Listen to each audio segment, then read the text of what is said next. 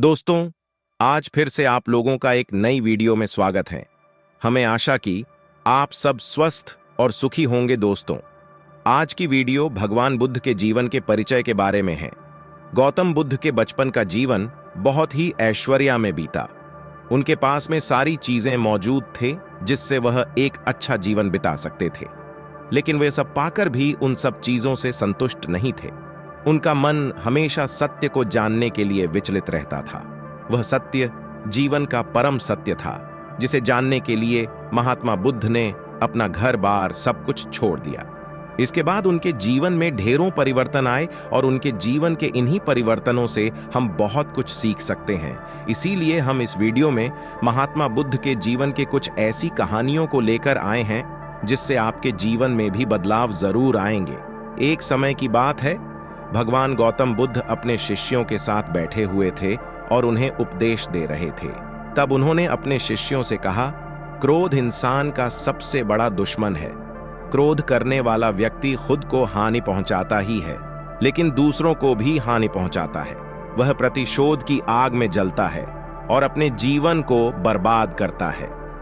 उनके उपदेश खत्म हो जाने के बाद उनके शिष्यों में से एक शिष्य खड़ा होता है और उसे बोलता है, तू एक ढोंगी है। तेरी बातें मनुष्यों के रहन सहन से विपरीत है। तू जो भी कहता है उसे अपने जीवन में अनुसरण नहीं करता और दूसरों को यह सब करने कहता है। जब उसका वह शिष्य गौतम बुद्ध को उल्टी सीधी बातें कह रहा था, तब गौतम बुद्ध ने कोई प्रतिक्रिया नहीं दी और वे शांत बैठे थे।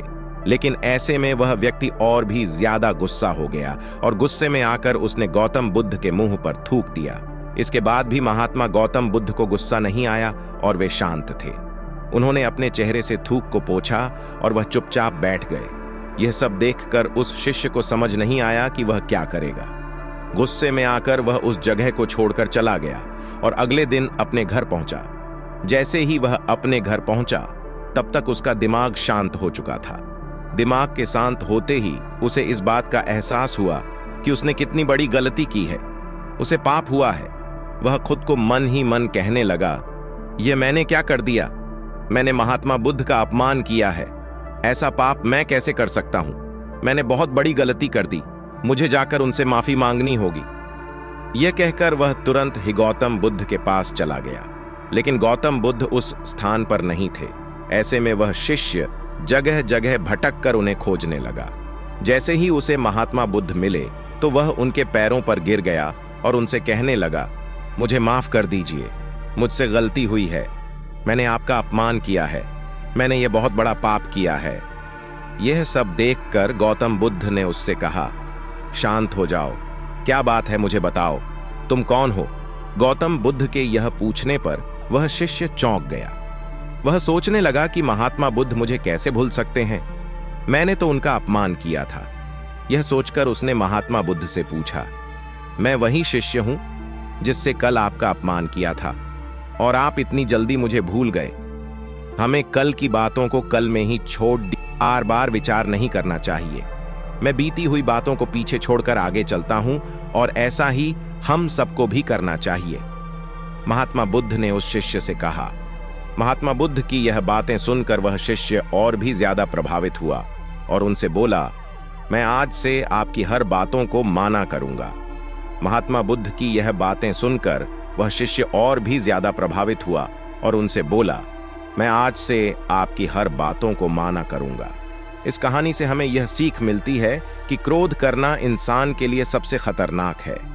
यह मनुष्य का सबसे बड़ा दुश्मन है जो उसे बर्बाद कर सकता है। इसलिए मनुष्य को कभी भी क्रोध नहीं करना चाहिए। इस कहानी से हमें यह भी सीख मिलती है कि बीती हुई बातों को हमें भूलकर आगे बढ़ना चाहिए।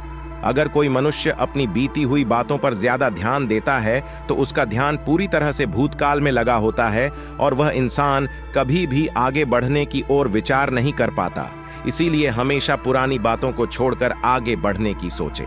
तो अगर आपको महात्मा गौतम बुद्ध की इस कहानी से कुछ सीखने को मिला हो तो वीडियो को सब्सक्राइब, लाइक और अपने दोस्तों के साथ इसे जरूर शेयर करें। ओम बुद्धाय नमः।